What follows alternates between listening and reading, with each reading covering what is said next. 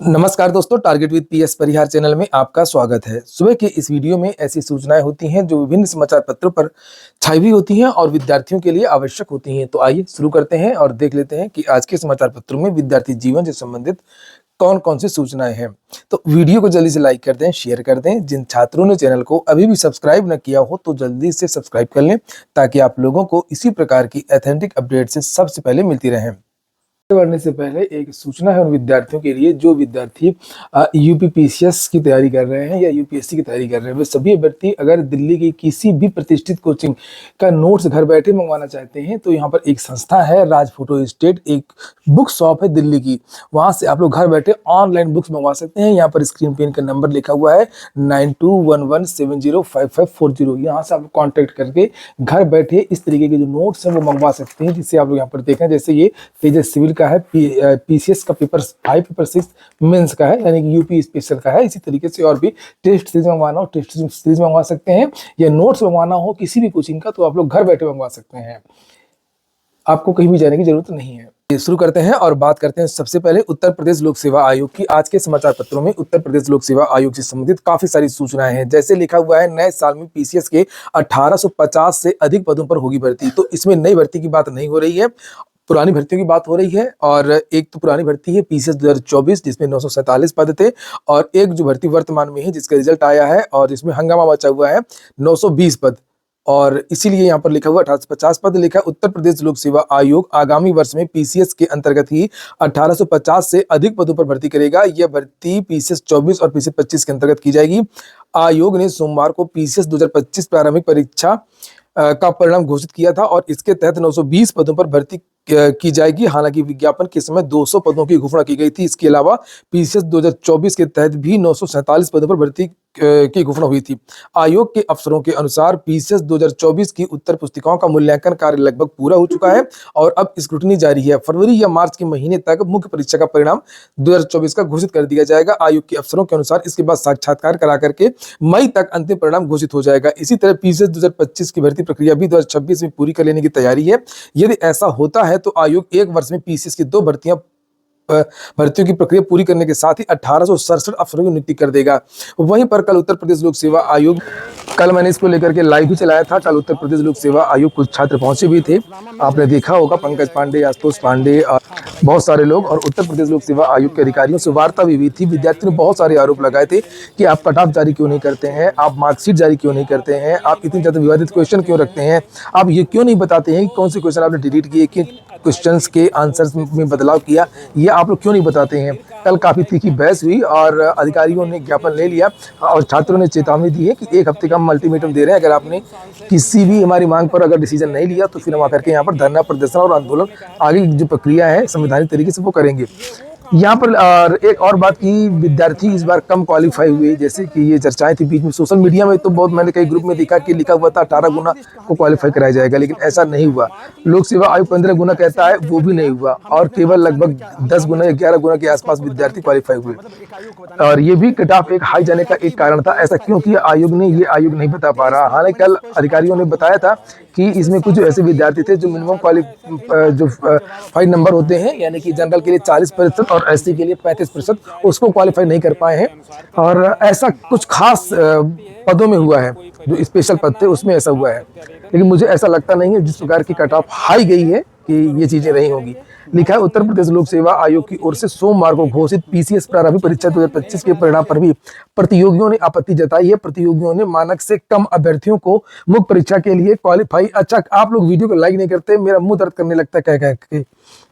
Video को आप लोग लाइक कर दीजिए। आप लोगों के लिए मैं, आप लोग देखते हैं कि मैं शिक्षा सेवा चयन आयोग जाता हूँ, अंदर तक जाता हूँ, अधिकारियों से मेरी वार्ता होती है, लोक सेवा आयोग जाता हूँ, हर जगह मैं ग्राउंड पे जाता हूँ। ऐसा नहीं है कि मैं बैठे बैठे सोफे पे घर पे वीडियो बना दूं। हालांकि जानकारी मुझे घर पे मिल जाती है, लेकिन फिर बाकी चैनल और मेरे चैनल में अंतर क्या रह जाएगा।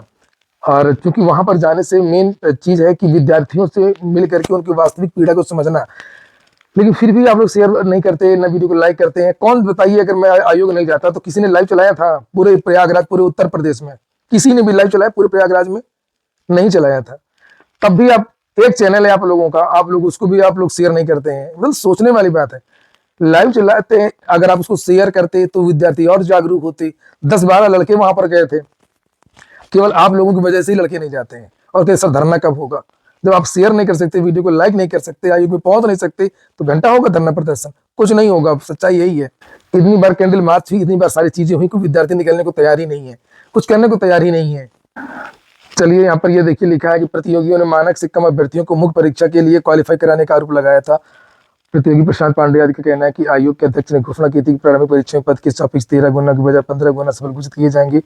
और वही मतलब है कि प्रशांत का कहना है कि इस लिहाज से 13,800 विद्यार्थियों को बुलाया जाना चाहिए था, लेकिन केवल 11,772 विद्यार्थी सफल घोषित किए गए हैं, जो 13 गुना भी नहीं है। उन्होंने इस पर आपत्ति जताई है। तो इसी पर आपत्ति नहीं है, आपत्ति कई चीजों पर है। और अगली सूचना एलटी को लेकर के है। अभी हम सीबीएसई से जो भर्ती आई है उसको भी देखेंगे, क्योंकि सुबह की वीडियो में निश्चित तौर पर कुछ ना कुछ नई भर्तियों के बारे में जानकारी भी दी जाती है, जो विज्ञापन चल रहे होते हैं या नए विज्ञापन होते हैं। तो भी हम उसको भी देखेंगे। पहले लोक सेवा आयोग से निपट लें। एलटी ग्रेड भर्ती परीक्षा 6 से जिलों में पहुंचे आयोग के नोडल अधिकारी। उत्तर प्रदेश लोक सेवा आयोग के राजकीय माध्यमिक विद्यालयों में सहायक अध्यापक भर्ती एलटी ग्रेड परीक्षा के लिए नियुक्त नोडल अधिकारी जिलों के लिए रवाना हो गए हैं। आयोग ने एलटी ग्रेड के 7,466 पदों पर भर्ती की घोषणा कर दी है। तो यही पूरा है कि डाटा नीचे दिया हुआ, ऐसे कोई खास मतलब नहीं है। कर्मचारी चयन आयोग की जूनियर इंजीनियर भर्ती परीक्षा आज से है, और कर्मचारी चयन आयोग एसएससी जेई की परीक्षा को लेकर जानकारी दी गई है। एलटी के बारे में एक और जानकारी दी गई है कि आपने देखा होगा कि गरिमा सिंह का एक केस था, हाईकोर्ट गया था, जिसमें सहानुभूतिपूर्वक विचार करने को हाईकोर्ट के द्वारा कहा गया था कि इन विद्यार्थियों से प्रत्यावेदन लिया जाए और इनको हो सके तो राज्य सरकार उम्र सीमा में छूट दे दे। क्योंकि उसमें थोड़ा सा गलती हाईकोर्ट की भी है कि वो जो ऑर्डर था वो स्पष्ट था, गोल गोल मोल ऑर्डर दिया था हाईकोर्ट ने, डायरेक्ट ऑर्डर नहीं दिया था कि इन विद्यार्थियों को छूट दिया जाए। उन्होंने कहा था नहीं, हम सहानुभूतिपूर्वक विचार करें राज्य, और ये हम अधिक स्ट्रिक्ट नहीं कह रहे हैं, हम बहुत जोर नहीं दे रहे हैं। इसीलिए सरकार ने लोड भी नहीं लिया और सरकार ने कुछ किया नहीं। हाईकोर्ट ने आदेश भी दिया था कि विचार करे प्रत्यावेदन ले। ये कैसा आदेश होता है विचार करे प्रत्यावेदन ले?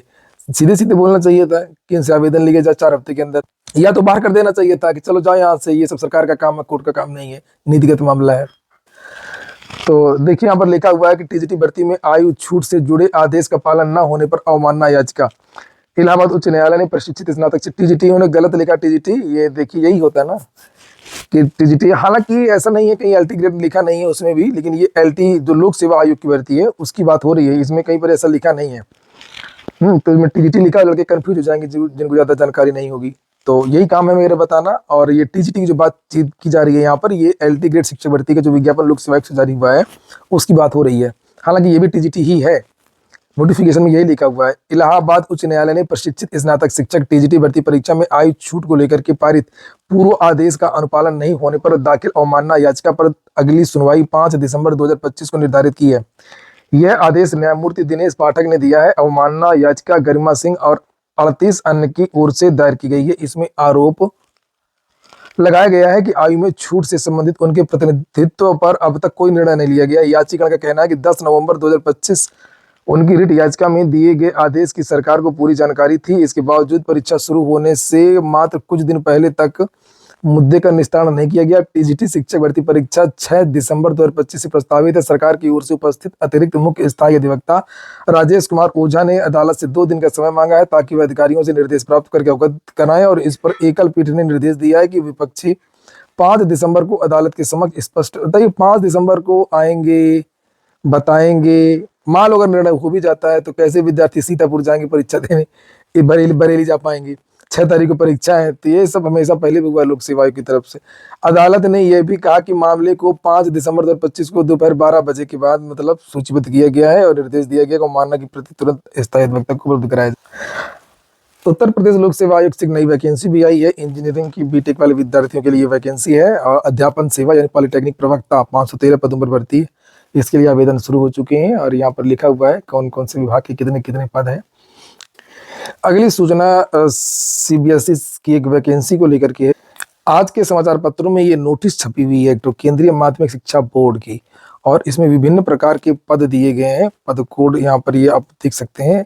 ये छोड़ दीजिए इसको, इसका विस्तृत नोटिफिकेशन देखिए, ये ज्यादा साफ है। यहाँ पर ये इसमें विभिन्न प्रकार के पद हैं, जैसे असिस्टेंट सेक्रेटरी का पद है, और असिस्टेंट प्रोफेसर का पद है, एकेडमिक्स पे लेवल 10 का है, और असिस्टेंट प्रोफेसर ट्रेनिंग है, assistant professor and assistant director का पद है, अकाउंट्स ऑफिसर का पद है, सुपरिटेंडेंट का पद है, जूनियर ट्रांसलेशन ऑफिसर का पद है, जूनियर अकाउंटेंट का पद है और जूनियर असिस्टेंट का भी पद है। पे लेवल 2 का पद है। पे लेवल 2 से लेकर के पे लेवल 10 तक की वैकेंसी जारी हो गई है। और ये विस्तृत नोटिफिकेशन अगर आपको चाहिए तो मेरा टेलीग्राम चैनल आपको ज्वाइन करना होगा। तो टेलीग्राम आप ज्वाइन कर लीजिए, वहां पर ये नोटिफिकेशन मिल जाएगा। सबकी अलग अलग योग्यता है, लगभग 124 पदों पर ये भर्ती हो रही है। और ये इसकी लास्ट डेट वगैरह है 2 तारीख, यानी कल से इसके लिए आवेदन शुरू हो चुके हैं। 22 दिसंबर ही इसकी लास्ट डेट है, ये देख लो, 2 से लेकर के 22 दिसंबर। नीचे कुछ और भी महत्वपूर्ण जानकारियां दी गई हैं, आप लोग वो भी देख लें। यहाँ पर ये दिया हुआ है, ये योग्यता के बारे में थोड़ा सा आप देख भी सकते हैं। ये स्नातक पास हो, 35 साल की एज हो, असिस्टेंट सेक्रेटरी के लिए, इसी तरीके से प्रोफेसर के लिए कुछ और योग्यताएं हैं। ये जूनियर ट्रांसलेशन ऑफिसर वगैरह को लेकर के भी योग्यता दी गई है। अगली जो सूचना है वो संविदा भर्ती की है, बैंकिंग सखी भर्ती की है। और प्रयागराज से ये वैकेंसी निकली है, सभी गांवों से। लिखा 330 ग्राम पंचायतों में बीसी सखी की रिक्तियों के सापेक्ष ही आज के पेपर में ये विज्ञापन है। आवेदन की लास्ट डेट 20 दिसंबर है। और क्या क्या कारण बीसी सखी, बैंकिंग से संबंधित जो साइबर कैफे टाइप की जो सुविधा नहीं होती है, पैसे जमा करना, पैसे निकालना, ये सब काम ये कर सकेंगी। तो योग्यता के बारे में लिखा है कि बीसी सखी micro ATM, hand held device या लैपटॉप के माध्यम से बैंकिंग सेवा देने में सक्षम होना चाहिए। बीसी सखी मुख्य कार्य है ग्रामीणों तक बैंकिंग सेवाओं का पहुंचाना। एक तरीके से मिनी बैंक का काम ही करेंगी। इससे न सिर्फ वित्तीय लेन देन सुगम होगा, बाकी ग्रामीण क्षेत्रों काम धंधे में तेजी आएगी, लोग पैसे जमा कर सकेंगे अपने। बीसी सखी के माध्यम से सरकारी स्कीम आधारित सब्सिडी, मजदूरी इत्यादि का भुगतान रकम आसानी से मिल जाएगी, निकासी हो जाएगी। हर तरह के आर्थिक लेन देन वगैरह ये सब काम है। और इनको बदले में थोड़ा सा कमीशन देगी सरकार अलग से। पढ़ाई लिखाई की बात यहाँ पर कुछ लिखा नहीं है। लिखा है कि इसके लिए योग्यता यही है कि ऐसी उद्यमी जो महिलाएं स्वयं सहायता समूह जो होते हैं गांव में, उसकी सदस्य हो, 12 पास हो, 18 से लेकर के 40 के बीच की हो, मोबाइल इंटरनेट चलाना जानती हूँ बस। यूपीपीएससी की मुख्य परीक्षा की तैयारी करने के लिए निःशुल्क कोचिंग। समाज कल्याण विभाग पीसीएस प्रारंभिक परीक्षा 2025 में उत्तीर्ण अभ्यर्थियों को मुख्य परीक्षा की तैयारी के लिए निःशुल्क कोचिंग कार्यक्रम शुरू कर रहा है। ये विशेष प्रशिक्षण सत्र गोमती नगर के भागीदारी भवन स्थित छत्रपति साहू जी महाराज शोध एवं प्रशिक्षण संस्थान में संचालित होगा। यह सुविधा केवल पुरुष अभ्यर्थियों को मिलेगी और इसके तहत SC, ST, OBC के विद्यार्थी जिनकी परिवार की आय 6 लाख रुपए से कम हुई होगी, वही इसमें पढ़ाई कर सकते हैं, तैयारी कर सकते हैं। और जो पीसीएस प्रारंभिक परीक्षा जो क्वालिफाई कर चुके हैं, उनको लेटरल एंट्री इस कोचिंग में मिल जाएगी। यहाँ पर यह भी लिखा हुआ है कि इसमें होगा क्या क्या। तो लिखा, सत्र के दौरान अभ्यर्थियों को हॉस्टल, भोजन, लाइब्रेरी की निःशुल्क सुविधा मिलेगी। विषय विशेषज्ञों की नियमित कक्षा, मुख्य परीक्षा केंद्रित उत्तर लेखन अभ्यास, मॉडल टेस्ट, परीक्षा पैटर्न आधारित विशेष सत्र और आवश्यक अध्ययन सामग्री भी दी जाएगी। अगली सूचना है, पर्यटन विभाग में अब सीधी भर्ती और पदोन्नति से भरे जाएंगे पद।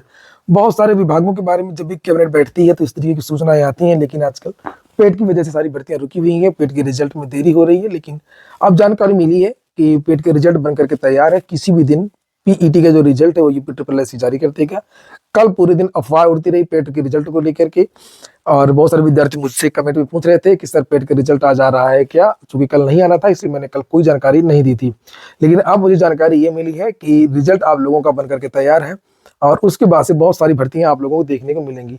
फिलहाल ये देख लीजिए जो आज का पेपर है, कल योगी आदित्यनाथ की एक कैबिनेट की बैठक थी जिसमें कुछ डिसीजन लिए गए फिर से नई भर्ती को लेकर के। तो पर्यटन विभाग में अब कुछ भर्तियां होंगी। ये देखिए, नहीं लिखा है कि अब भर्तियों में नई नियमावली लागू होगी और नई नियमावली लागू होने के पूर्व के सभी नियम, आदेश, दिशा निर्देश अवक्रमित हो गए। विभाग के अनुसार प्रकाशन अधिकारी के पदों के लिए उत्तर प्रदेश लोक सेवा आयोग से भर्ती होगी प्रकाशन अधिकारी की। अब ये पीसीएस में जोड़ते हैं, कहाँ जोड़ते हैं। जबकि पर्यटन सूचना अधिकारी की भी भर्ती होगी, ये यूपीट्रिपल से होगी। ये एक नई नियमावली बन गई है। आज के वीडियो में इतना ही। पूरा वीडियो सुनने के लिए बहुत बहुत धन्यवाद।